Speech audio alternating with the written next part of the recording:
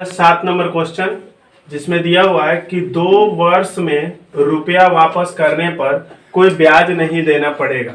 ये बैंक का रूल है, ये अपने से लगाया है वो लोग, ऐसा नहीं होता है।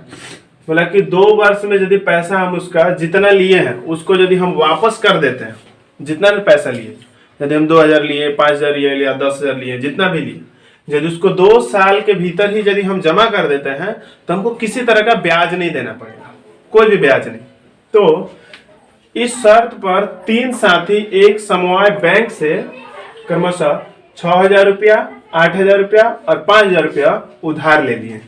तो जो ये लोग बैंक से पैसा उठाया है वो है 6,000, 8,000 और 5,000 रुपया उधार लिए एवं मिलकर 4 साइकिल रिक्शा खरीदे। साइकिल रिक्शा वो जो 3 चक्का में होता है, साइकिल जैसा रिक्शा, वैसा रिक्शा खरीदा लो। खरीदने के बाद साइकिल रिक्शा खरीदे तो ये 12 नहीं लिखा है, यहाँ खड़ी लाइन है, कर दे। 2 वर्ष बाद हिसाब करके देखा गया कि समस्त खर्च को दे देने के बाद उनके पास 30,400 रुपया, 4,000 रुपया, 3,04,000 रुपए लाभ हुआ। तो देख रहे हैं कि उस आय को वे मूलधन के अनुपात में यदि बांट लेने के बाद प्रत्येक को अपने ऋण का रुपया बैंक में जमा दिया। अब तक किसके हाथ में कितना रुपया बचेगा ये बताना। तो यहाँ है कि 2 वर्ष में रुपया रिटर्न यदि कर देते हैं, होता है किसी से यदि हम उधार भी पैसा लेते हैं तो साहूकार लोग कई बार बोल देता है कि जे आप बस 10 दिन में हमको दे दीजिए ना, कोई ब्याज नहीं देना होगा, आप ले जाइए अपने काम चलाइए, ठीक है। तो उसी प्रकार बैंक जो है ये रूल बनाया कि भाई 2 साल के भीतर कोई भी यदि पैसा हमारा ले जाता है और रिटर्न दे देता है तो किसी तरह का ब्याज नहीं देना होगा, ठीक है। इस रूल पर अब बैंक का अपना रूल कोई भी बना सकता है क्योंकि उसका अपना रूल है। और इस शर्त पर ही 3 गो दोस्त पैसा उठाया लो। तो सबसे पहला काम है कि ये जो पैसा उठाया है यही उन लोगों का मूलधन है। तो हम यहां लिखेंगे कि चूंकि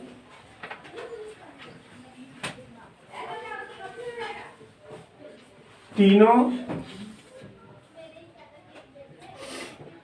दोस्तों के रुपए का अनुपात बराबर,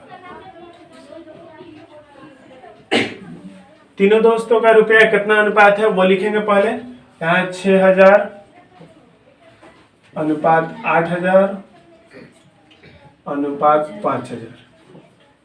अब यदि हम 3 0 सब में से हटा दे तो यहाँ हो जाएगा 6 अनुपात 8 अनुपात 5, ये हो गया।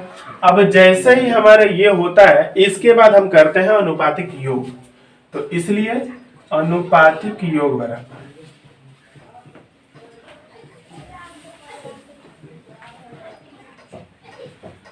सवाल को जैसे जैसे पढ़ेंगे वैसे वैसे ही बनाएंगे। पूरे सवाल को यदि देखा जाए तो बहुत ज्यादा घुमा दिया है, तो उतना ज्यादा पढ़ने का भी जरूरत नहीं है, ज्यादा पढ़ने से भी वही दिक्कत होगा। तो सबसे पहला काम था कितना पैसा उठाया था लोग, वो हम लिख दिए, उसका इतना इतना रुपया उठाया, इसको अनुपात में लिखे, अनुपातिक योग किए। तो अनुपातिक योग में हो जाएगा 6 + 8 + 5, जोड़ करके हो जाएगा 19। इसके बाद अब हमारा टारगेट रहता है कि टोटल कितना लाभ हुआ था। अब हम देखें तो ये लोग को मतलब रिक्शा खरीदा है तो उसमें कुछ खर्चा भी हो सकता है, वो सारा चीज खर्चा कर देने के बाद इन लोगों को 30,400 रुपए का लाभ हुआ है। तो हमें लिखेंगे कि कुल लाभ बराबर, चूंकि कुल लाभ बराबर 30,400 रुपया, इतना लाभ हुआ है। और इसी लाभ को इसी अनुपात में बांटना है, तो बांटते हैं। इसलिए अब यहां 3 ठो दोस्त है लोग, तो प्रथम मित्र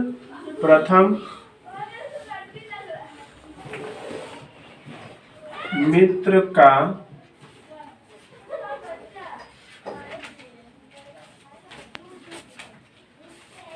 30,400 रुपए में प्रथम मित्र का लाभ बराबर। टोटल हमारे पास जो पैसा था इसी में उसका हिस्सा निकलेगा प्रथम का, तो इतने रुपए में प्रथम मित्र का लाभ बराबर। इतने रुपए में से प्रथम मित्र का लाभ जो है वो है 6/19 गुना 30400। इसको यदि हम काटेंगे तो कितना बार में कटेगा? किया तुम लोग? नहीं किया। कितना बार में कटेगा हम लोग?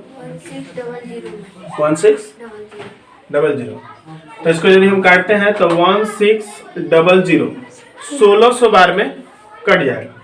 और जब ये 1600 बार में कट गया तो 1600 से 6 से गुना करेंगे तो 6 × 1600 16 छक्के 96 और 2 0 है, 2 0। इतना रुपया उसको मिला, लेकिन वो पैसा भी उठाया था। उस पैसे को वो अपना देगा, क्योंकि यहाँ लिखा हुआ है कि इतना रुपया लाभ हुआ।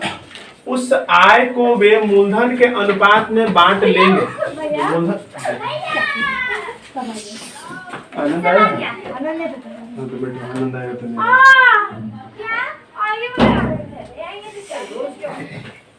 तो इसके बाद अब क्या है कि मूलधन के अनुपात में इसको हम बांट लिए, ठीक है। और उसके बाद बोल रहे हैं कि जो बांट लेने के बाद प्रत्येक ने अपने ऋण का रुपया बैंक में जमा दिया। अब जो जितना जितना उठाया था वो ले जाकर के अपना पैसा जमा करेगा। तो ये लोग अब अपना पैसा यदि जमा करेगा तो माइनस होगा, इसलिए बचा हुआ लाभ बराबर बचा हुआ लाभ बराबर। तो हमारे पास टोटल पैसा इतना था 9600 रुपया, और इसमें से हम तो पहले ही उठाए थे 6000 रुपया, तो ये तो चुकता करना पड़ेगा। ये तो हमारा कर्जा था, तो यहाँ हो जाएगा 3600 रुपए का इसका टोटल लाभ हुआ। अब बात यह है कि इसी प्रकार अब दूसरे का निकालेंगे। तो तथा द्वितीय 30400 रुपए में अब प्रथम के जगह पे लिखेंगे द्वितीय, बाकी वही लिखेंगे मित्र का लाभ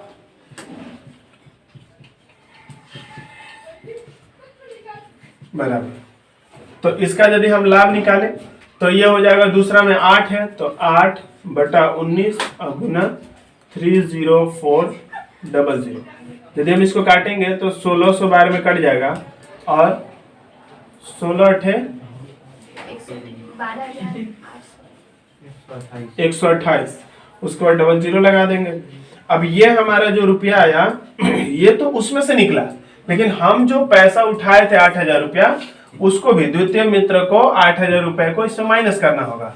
तो इसलिए बचा हुआ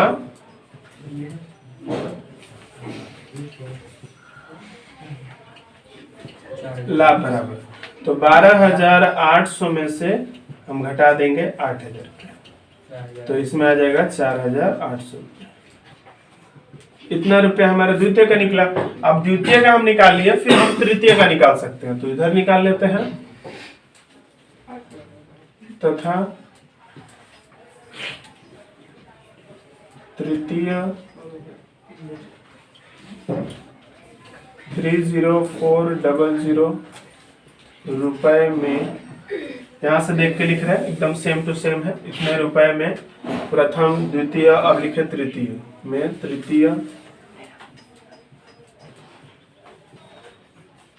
मित्र का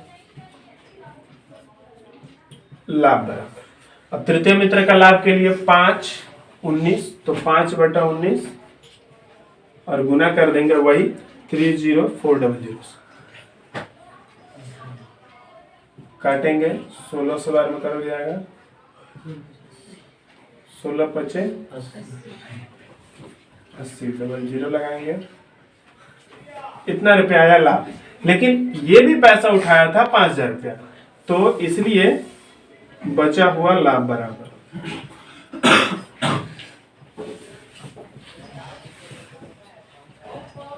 तो पहले से हमारा 8000 था और इसमें से 5000 वो लिया था, तो इसको मिला 3000 रुपये, तो इतना रुपया इसका लाभ। ये तीनों जो है बैंक का पैसा देने के बाद इतना इतना लाभ।